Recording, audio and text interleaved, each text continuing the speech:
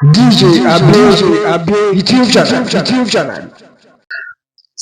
ሰላም ጤና ይስጥልን ውድ አድማጭ ተመልካቾቻችን እንደምን አላችሁ? ይህ ዲጄ አቤ ዩቲዩብ ነው። ላይክ፣ ሼር፣ ኮሜንት፣ ሰብስክራይብ ያደርጋችሁ አብሮነታችሁን አሳዩኝ።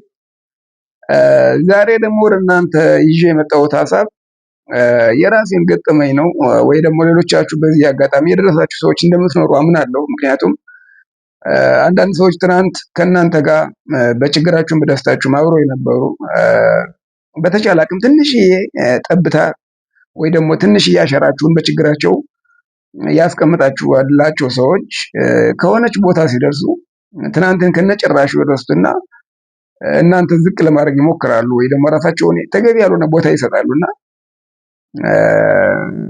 ይሄ ልክ እንዳልሆነ ነው የሚገባኝ ለኔ። ምክንያቱም እውቅናም በሉት ገንዘብም በሉት ስልጣኑም በሉት ሰሞነኛ ነው። ሁሉ ነገር የሆነ ሰዓት ላይ ያበቃልና የልብ ጓደኝነት ወይ ወዳጅነት ነው መቀጠልም ካለበት መቀጠል የሚገባው እንጂ ከዛ ውጭ ግን ትንሽዬ ነገር ስላገኙ፣ ትንሽዬ ገንዘብ ሲያገኙ፣ ትንሽዬ እውቅና ሲያገኙ፣ ትንሽዬ የሆነ ነገር ሲያገኙ ትናንት የነበራቸውን አብሮነት ከነጭራሹ የሚክዱ ወይ ደግሞ ጭራሽ የሚሸመጥጡ ሰዎች አሉ። በእኔም የደረሰው እንደዛ ነው እና ይህ ማለት ማንም ሄደ ማንም መጣ በህይወታችሁ ውስጥ የሚያመጣው ለውጥ የለም። ግን የሰው ልጅ ትናንቱን ከረሳ ነገው ትርጉም እንደሌለው ስለሚገባኝ ነው ይህን ቪዲዮ ወደ እናንተ ማጋራችሁ። በእርግጠኝነት ይሄ ሀሳብ ሁላችሁም ሸር ታደርጉታላችሁ ብዬ አስባለሁ፣ ወይም በብዙዎቻችሁ የደረሰ ነው ብዬ አስባለሁ እና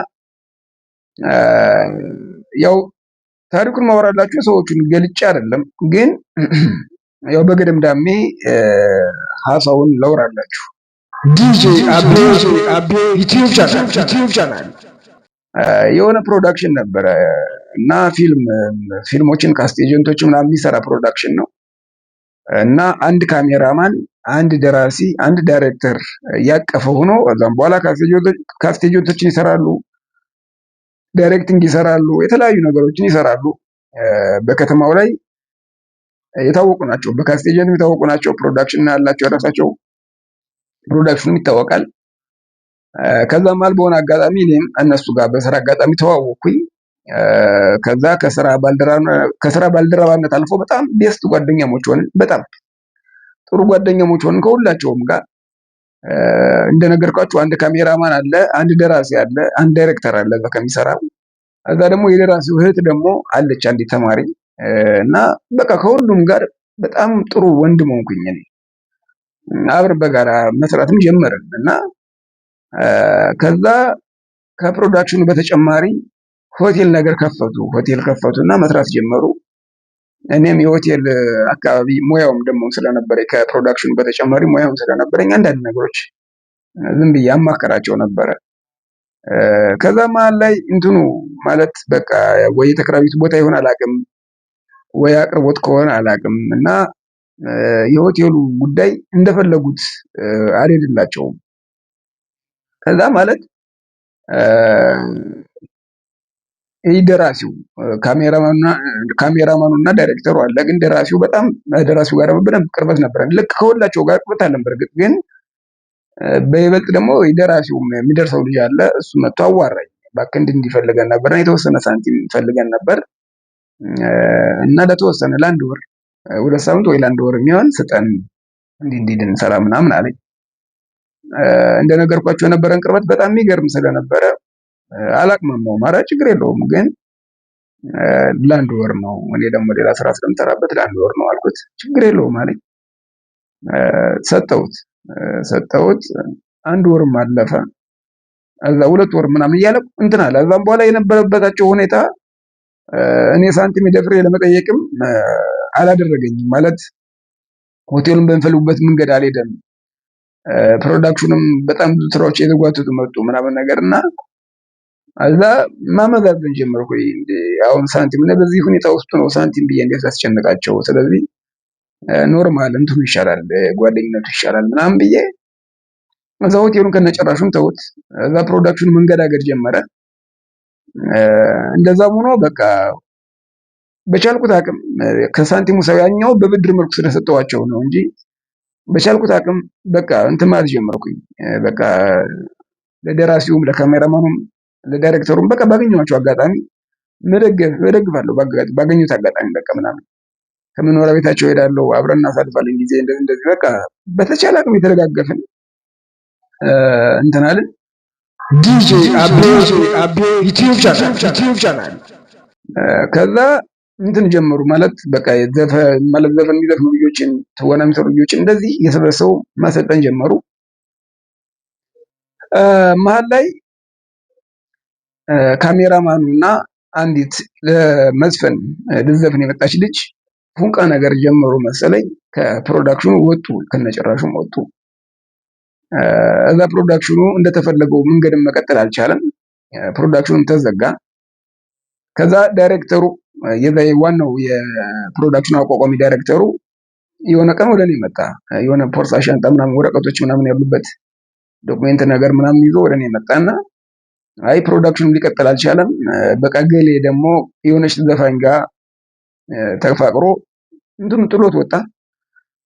ደራሲውም በቃ ምንም እንትን እያለ አይደለም ማለት ስራውን ቀጥሎ ሊሰራ አልቻለም። እኔም ከአቅሜ በላይ ሆነ እና ጸበል መሄድ አለብኝ። ያንተ ሳንቲም አለብን አውቃለሁ፣ ግን ጸበል መሄድ ስላለብኝ የተወሰነ ሳንቲም እፈልጋለሁ። ጸበል ስመለስ የሆነ የፕሮዳክሽኑ ዕቃ የምሸጣቸው ነገሮች አሉ፣ እነሱን ሽጬ እሰጥሃለሁ።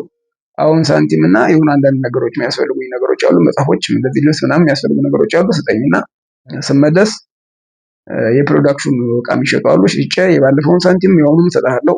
በጣም የምንቀርብ ጓደኛችን እና ከአንተ የበለጠ ጓደኛ የለንም፣ ለዛም ነው ወደ አንተ ላርፍ የመጣሁት ብሎ ከኔ ጋር 3 ቀን 4 ቀን ቆየ። እዛ የሆኑ ዶክሜንቶች ጥሎ ነው ወረቀቶች ነገር ጥሎ ነው ሄደው። እዛ የተቻለኝን አድርጌ ሳንቲም ሰጥቼ ሲመለስ ከዛኛው ሳንቲም ጋር ጨምሮ ይሰጠኛል ብዬ ሰጥቼ ሸኘሁት። ሄደ፣ በዛው አልመጣም። እዛ ስሰማ ሌላ ቦታ ወደ አዳማ ነው ምናምን ሄዷል ተባለ። ማለት እኔ ከአንዴ ሁለቴ እንደዚህ ይሸወዳለሁ ምናምን ብዬ ግራ ገብቶኝ ዝም አልኩ። ከዛ ወረቀቶችን ሳያቸው የእህቱ እህት አለሻቸው ብያቸው አልነበር መጀመሪያ? የእህቱ የትምህርት እንትኖች ናቸው፣ ማስረጃዎች ምናምን ነገሮች ናቸው። ሌላ ምንም ነገር የለውም እዛ ላይ። እዛ የሆነ ቀን እህቱ ደወለችልኝና ትምህርት እንደዚህ ልቀጥል ፈልጌ ከቤተሰብ ጋር ሄጃለሁ፣ ያው ፕሮዳክሽን በዛ መንገድ ስላልቀጠለ ወደ ቤተሰብ ተመልሻለሁና ትምህርት ማስረጃዎች ያስፈልጉኛል፣ እነሱ ደግሞ ከአንተ ጋር ነው ያሉ ሰምቻለሁ፣ በቃ እሱ ጋር ነው ያለ ብሏታል። ገብቷችኋል? እና ብትሰጠኝ ምናምን አለችኝ። ሳንቲም እኮ አለባቸው፣ ከአንዴ ሁለቴ ሸወዱኝ። ስለዚህ ወይ ሳንቲም ስጡኝ፣ ካለው ደግሞ የፕሮዳክሽን ዕቃ ካለ ደግሞ ወይ ደግሞ ስጡኝ የሆነ ነገር። እንዴት እንዲህ ሜዳ ላይ እንደዚህ ትሉኛላችሁ? እኔ እኮ የልብ ወዳጃችሁ ነኝ ብዬ እንደ ወንድም እንደ ቤተሰብ ስላየኋችሁ ነው እንጂ እንደዚህ መሸዋወዱ ለምን አስፈለገ ምናምን ስላት፣ አይ ልክ እንዲህ ችግሮች አሉ፣ ግን እኔ ደግሞ ምንም አውቀው ነገር የለኝም፣ እኔ ልጅ ነኝ፣ ገና ብዙ ነገር ይጠበቅብኛል እና በቃ ምናምን ነገር አለችኝ። እዛ አሰብኩት ማለት እቺ ልጅ ተምራ ነገ ሰው መሆን አለባት፣ መቀጠል አለባት። እነሱ በተቀበሉት ሳንቲም እና እነሱ ለፕሮዳክሽናቸው እና ለሆቴላቸው ማሳደጊያ በወሰዱት ሳንቲም የእሷ የትምህርት ማስረጃ ለእኔ ምን ይጠቅመኛል? ችግር የለም ነይ ውሰጂ አልኳት፣ ሰጠኋት። እዛ በዛው ይዛ ሄደች ምናምን። እዛ የሆነ ጊዜ ላይ ደግሞ ካሜራማኑና የሆነች ዘፋኝ ተያይዞ ወጡ ያልኳቸው ልጆች የሆነ ሰዓት ደወለልኝ ካሜራማኑ። እዛ ደወለልኝና በቃ እንደዚህ በቃ እንትን ሆኛለሁ እንዲህ በቃ ማት ነገር አወራኝ እና ከአንተ ውጭ ሰው የለንም፣ በቃ እኔ አሁን በሰዓት ማውቀው አንተን ነው፣ ታስፈልገኛለህ እና 1 ቀን 2 ቀን ከአንተ ጋር ማረፍ እፈልጋለሁ ልምጣ ምናምን አለኝ። እዛ ችግር የለውም ምናምን አልኩት። ማለት ያ ያለፈው ነገር ትቼው ማለት ነው። ገብቷችኋል? ትቼውና ችግር የለም ምናምን አልኩት። እዛ መጥቶ ልጅቱን በደንብ አላውቃትም ነበር በጣም በፊት። ልጅቱን አስተዋወቀ፣ ዘፋኟን ስላችሁ ገና ጀማሪ ነች፣ ምንም ከዛ በፊት በምንም ስራ አትታወቅም፣ ግን ጎበዝ አቅም ያላት ልጅ ነበረች። እዛ ሳረፍኳቸው ምናምን ከኔ ጋር። እዛ ምንድነው የምትፈልጉት ምናምን ስላቸው በቃ እሷ በደንብ ጎበዝ ድምፃዊ ነች ምናምን ብሎ ድምጿን ምናምን ሞክሪላታል፣ ዘፈነችልኝ ምናምን። በጣም የሚገርም ድምፅ ነው ያላት። ልጁ ደግሞ የካሜራ የምናምን የሆነ ሀሳብ ክሬት የማድረግ ምናምን ጎበዝ አቅም ያለው ልጅ ነው በእርግጥ። እና በቃ ለማንኛውም አሁን ተረጋጉ እና ክለብ መስራት ከፈለግሽ ሰው ልጠይቅልሽ ምናምን ብዬ ጓደኞቼ ዘፋኞች ምናምን ደዋወልኩኝ፣ ጠየቅኩ። ዲጄ አቤ ዩቲዩብ ቻናል እዛ ወደ ጉርድ ሾላ አካባቢ አገኘሁላቸው። 2 ቀን ነው 3 ቀን ከኔ ጋር ካደሩ በኋላ ወደ ጉርድ ሾላ የሆነ ክለብ አገኘሁላት። አንድ ታዋቂ ዘፋኝ ወንድሙ ክለብ እዛ ይሰራ። ብቻ ወደዛ አካባቢ ገባውዬ ምናምን እዛ ፒያሳ ምናምን አብረን እየዞርን ነገሮችን ለማመቻቸት ሞከርን። እዛ ግን እንዳልኳችሁ ጉርድ ሾላ አካባቢ የሆነ ክለብ ተገንቶ ወደዛ እንዲሄዱ እጃቸው ላይ ምንም ነገር ስላልነበረ እሱ ደግሞ አብሮ መሆን ስለነበረበት ልጅቱም የቤተሰቦቿ ሁኔታ ጥሩ ስላልነበር ከዛ ለእጃቸው የተወሰነ ሳንቲም አልጋ የሚይዙበት ምናምን እንደዚህ የሚንቀሳቀሱበት ያው የክለቡ ክፍያ እስኪደራጅ ድረስ የሚሆናቸውን ነገር ሰጥቼ ያ እንግዲህ ባለፈው ኪሳራ ምናምን አሁን እንዳለ ነው። ግን ያኛው ደግሞ ለብቻው ስለሆነ አሁን ያለበት ሁኔታ ደግሞ ጥሩም ስላልሆነ እሱም እንዳለው ከኔ ውጭ ሌላ ወዳጅ አለው ብዬ ስላላሰው እንደዛ አድርጌ ሸኘኋቸው። እንደዚህ እንደውም በቃ ማለት ያው ጥቃቅኑ ነገር አደረኩ አይባልም። በእርግጥ ለልጅቱ በቃ ፀሐይ ምናምን ስትዞር እንትን እንዳይላት በቃ አንዳንድ ወቅት ስታደርግ ምናምን ብዬ ጥላ ገዝቼ ምናምን በቻልኩት አቅም ሁሉን ነገር አድርጌ ሸኘኋቸው። እዛ ከሄዱ በኋላ በአጋጣሚ ሆኖ ስልክ ቻርጅ አድርጌ እኔ ወደ ስራ ገብቻለሁ እና እዛ ስመለስ ረጅም ማለት 3-4 ተደውሏል። የደወለው ያው ልጁ ነው የጓደኛዬ ነው የደወለው። እዛ ስልኩን አላነሳሁትም እንዳልኳችሁ ቻርጅ ስለነበረ። እዛ ቴክስት አየሁ። ቴክስት ምንድነው 3 ቀን 4 ቀን አሳድርኩ ብለህ ነው ወይ እንደዚህ እንትን ተባረረ? ብር ተጠውለን ብርን ከፈለክ አፍንጫ ላይ እንወረውርልሃለን። ምን 4-5 ስደውል ማታነሳው ይሄን ያክል ጠልተህን ነው ምናምን ነገር የሚል ማለት ነው። ገረመኝ። ማለት እንዴት እንደዛ አደርጋለሁ? እኔ ብጠላው ኑሮ እኮ አንዴ 2-3 ሸውደውኝ ይባል እንግዲህ ማለት እንደዛ ሁኜ ሳንቲሜ ለምን አልተመለሰልኝም ብዬ ሌላ ነገር አልተናገርኩ። እንዳትመጡብኝ አላልኩ።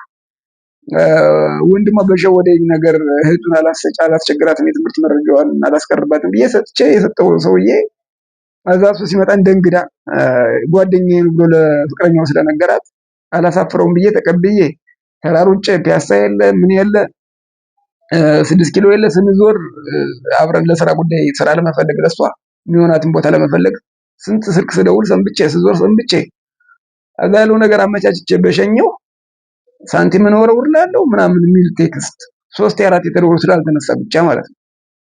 እዛ ገረመኝ። ማለት ከዛም በኋላ ምንም ነገር ባረግለት ምንም ትርጉም የሌለው ነገር መሆኑ ስለገባኝ አይ በቃ የህፃን ጨዋታ ነው የምትጫወተው። እኔ አላየሁትም። ስደውል ባይሆን ኖሮ አነሳው ነበረ። ለምን እንደዚህ የህፃን ነገር ታስባለህ ምናምን ብዬ ዝም አልኩት። ዲጄ አቤ ዩቲዩብ ቻናል። ከዛም በኋላ ተደዋውለንም ምንም አናውቅም። እዛ የሆነ ጊዜ ላይ እሷ ልጅቱ የዛኔ መጀመሪያ ስንተዋወቅ የምታሰማኝ የሆነች ሲንግል ስራ ነበረቻት። ያቺ ሲንግል ስራ ሰራችና በደንብ እንትን ሆነች ማለት ልጁ እንደዛ ሲናገረኝ እሷ በቴክስት ይቅርታ በቃ ዝም ብሎ ስሜታዊ ሆኖ ነው ምናምን አለች። ኧረ ችግር የለም ብቻ እናንተ ሰላም ሁኑ፣ ከቻልኩ እኔ እንደ ወንድም በቻልኩት አቅም አገዛችኋለሁ፣ ግን እንዲህ ማለቱ ለእኔ ስላልተመቸኝ በቃ ይቅርታ ችግር የለውም ምናምን ብዬ ዝም ብያለሁ። እዛችን ሲንግል ለእኔ ስታሰማኝ ለጓደኞች ምናምን ስታሰማቸው የነበረች ሲንግል ተሰርታ ወጣች። ክሊፓ ምናምን ተሰርታ ከሆነ ጊዜ በኋላ ተሰርታ በደንብ ልጅቱም እግዚአብሔር አሳክቶላት ጥሩ ደረጃ ላይ ደረሰች። እኔም በእውነት ደስ አለኝ እንደ ሰው። እዛ የሆነ ሰዓት ላይ እንትን አወራን ማለት እንኳን ደስ አለሽ ደስ ብሎኛል። እና ከዛ በፊት እኔ አንድ ሲንግል ነበረኝና ለማንኛውም እስኪ አንድ የሆነ ስራ እያሰብኩ ነው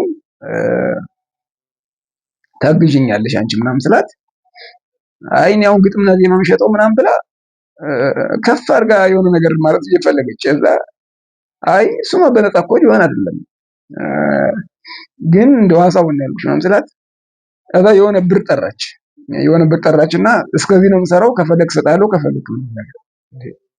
ከፈለክ ካልፈለኩ አይደለም የሚባለው። እኔ ሀሳብ ነው የጠየኩሽ እንጂ ወይ ግጥምና ዜማውን አምጥቼ ልገመግምልህ ሊሆን ይችላል፣ ወይ ግጥም ሊሆን የምፈልገው ወይ ዜማ ሊሆን ይችላል። አልታወቀም እኮ ገና ሀሳቡን ነው ገና እያወራሁሽ ያለሁት ምናምን ስላት የሆነ ደስ የማይል ቃል ምናምን ተናገረችኝና ስቄ ዝም አልኩና ኦኬ በቃ ያርግልሽ ምናምን ብዬ ዝም አልኳት። ዝም አልኩ። በኋላ ደግሞ አዛብ መጨረሻ እንደውም ድጋሜ እዚህ በኋላ እንዳታወራኝ ምናምን የሚል ቴክስት አየሁ። እዛ ምንም አላልኩም ዝም አልኩ። እዛ የሆነ ጊዜ ልጁ ደግሞ በቲክቶክ አየሁት እና ቲክቶክ ላይ አሁን በእርግጠኝነት ወደ 900 ምናምን ሺህ ፎሎወር አለውና ጥሩ ደረጃ ላይ ደርሶ እዛ ላይ ገባውና ሰላም ነው ምናምን ስለው ሰላም ነው አቤ እንዴት ነው ምናምን ነገር አለኝ። እዛ በውስጥ መስመር ወንድሜ ደስ ብሎኛል፣ ከዚህ ደረጃ ደርሰህ ስላየሁ ደስ ብሎኛል። እምቅ አቅም እንዳለ አውቃለሁ። ከዚህ በላይ ብዙ ነገር መስራት ትችላለህ። ለማንኛውም እግዚአብሔር እንኳን ካንተ ጋር ሆነ እንኳን ከፍ አልክ ምናምን ብዬ አወራሁት። ከዛም በኋላ ማለት ሰው ከሆነ ቦታ ሲደርስ ማንም ይሁን ደስ ይላል አይደለ? እዛ ቴሌግራም ላይ አወራን እና የሆነ ሀሳብ ሳማክረው ስለ የስራ ጉዳይ ሀሳብ ሳማክረው አሁን እሱም ሌላ እንደዚህ ራስን ከፍ አድርጎ መገመት ነገር የለም እንደዛ ሊያሳየኝ ሞከረና እዛ ለራሴ ገረመኝ። ማለት አሁን እነሱ ዘፋኟና እሷም በሁለት ሶስት ሲንግላውን ለቃለች፣ በጣም ስኬታማ ሆናለች፣ ፊልም ሰርታለች ምናምን ነገር ጥሩ ደረጃ ላይ ያለችው እግዚአብሔር ያርግላት። ልጁም አሁን በቲክቶክ በፎሎወር ደረጃ ጥሩ ነው ያለው፣ እሱም ያርግለት። አብረው እየቀጠሉ ያሉት አልቀጠሉም አላቅም፣ በዛም በኋላ ያለው ነገር እኔ ምን ለማለት ፈልጌ ነው፣ ሰው ትናንት ትንሽ የጠብታ አሻራ አስቀምጣችሁለት በህይወቱ ላይ ከዛም በኋላ በምንም ነገር የጎላ መቀየም ሳይኖር ተለያይተህ ከሆነ ቦታ ሲደርስ እኔ ምንም እንዲያደርግልኝ አይደለም ፈልገው ወይ ምንም እንድታደርግልኝ ፈልጌ አይደለም። እሷም ቢሆን እግዚአብሔር ይመስገን በእውቅና እንግዲህ የሆነ ቦታ ደርሳ ይሆናል እንጂ በኖሮ ደረጃ ከነሱ ያነሰ ኑሮ አልኖርም። እግዚአብሔር ይመስገን ከነሱ የተሻለ ነገር ሊኖር ይችላል እንጂ ያነሰ ነገር የለኝም። ግን ዲጄ አቤ ዩቲዩብ ቻናል በእነሱ ያሳዩት ነገር የራሳቸውን ከፍ አድርገው እኔ በሆነ ቦታ በተራ መንገድ እንደቀረው አስበው በዛ መልኩ ሀሳባቸውን ሲገልጹልኝ ትንሽ ደበረኝና ስለገረመኝ ነው ወደ እናንተ ሀሳቡን ያጋራሁላችሁ። ሳንቲሜም ቀልጦ ቀረ፣ የፕሮዳክሽኑ ሁሉም ነገር ቀለጠ። እዚህ ወዳጅ ያልኳቸው ልጆችም ትንሽዬ ቦታ ፈቀቅ ያሉ ሲመስላቸው እኔን ዝቅ አድርገው ለማሰብ ሞከሩ ምናምን ነገርና ለማንኛውም ይህ እውቅናው ቅድም እንዳልኩት እውቅናውም ገንዘቡም ምንም የሆነ ሰዓት የሚቀር ነው። ይህ ሰብአዊነት የሚባለውና ልብ ህሊና የሚባለው ነገር ነው አብሮ መቀጠል ያለበት። እኔ እግዚአብሔር ይመስገን አሁንም እየሰራሁ ነው፣ ነገም እሰራለሁ፣ ከነገ ወዲያም እሰራለሁ። ከእናንተ ማያንስ ነገር የለኝም ወይ እንደናንተ ካልሆነ ከእናንተ የተሻለ ኑሮ ነው የምኖረው እግዚአብሔር ይመስገን። ግን በዚህ ልክ መውረዱ አስፈላጊ መስሎ ስላልታየኝና ሌሎቻችሁም ቢሆን ትናንት ከእናንተ ጋር የነበረውን ጓደኛ ዛሬ ትንሽዬ ገንዘብ ስታገኙ፣ ትንሽዬ እውቅና ስታገኙ፣ ትንሽዬ ሚዲያውን ያገኛችሁ ሲመስላችሁ ትናንት አብሯችሁ የነበረው ወይም ትናንት በህይወታችሁ ላይ ትንሽ ነገር ያደረገን ሰው ለማቅለልና ዝቅ ለማድረግ ባታስቡ ብዬ እመኛለሁ። ለማንኛውም ዘላለም ይባርክ። ዲጄ አቤ ዩቲዩብ ቻናል